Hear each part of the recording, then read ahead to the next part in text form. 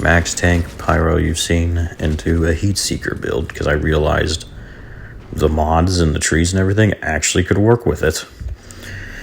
I'm very glad I did, because it's a lot more fun now, and it does definitely do more damage. He just cleared this about over a minute faster than he would have before. It also helps his support build because of, well, for one, he's clearing the field faster, but two, he slaps that debuff, the branded debuff, on so many more enemies around the field while I'm spraying my heat waves and ash blast everywhere to really rack up so many debuffs and bonus firepower from heat waves topped on it too, all around the field, and of course on bosses.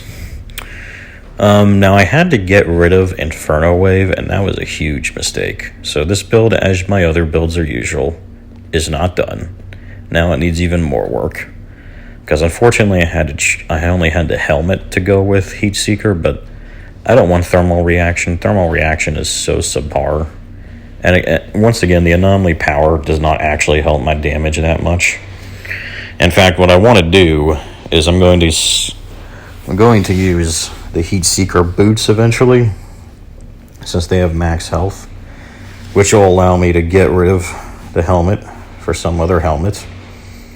And when I do, I'll be able to get another health buff back on him, so he'll have like 660 or 70,000 health when he gets that back. And then Inferno Wave apparently buffs Scorched Earth's damage too, so I didn't realize it, but when I took off Inferno Wave, my Heat Wave went from doing decent damage constantly to doing virtually nothing now. Now the good news is, Heat Wave is far more useful for the debuffs, affecting all my damage and teammate damage, as well as red, as well as the healing from skill boots. It still does enough, but the burn stick still healing tons anyway. So that really, the damage loss from Heat Wave wasn't a big deal for that reason, and also because of the extra AP and Thermal Reaction, even though it's subpar, helps mitigate some of that too.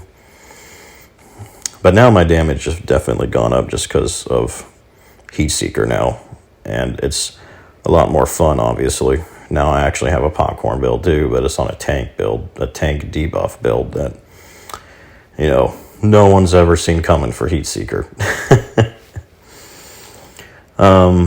But yeah, so basically I want to get rid of Thermal Reaction. I want to use the boots, get my health back up, because it won't even nerf my damage at all, especially when I get Inferno out. That will let me get Inferno Wave back, which will be key.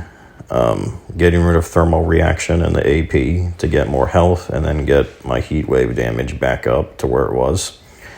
And then finally, as usual, I still want to get rid of Empowerment, because it does virtually nothing.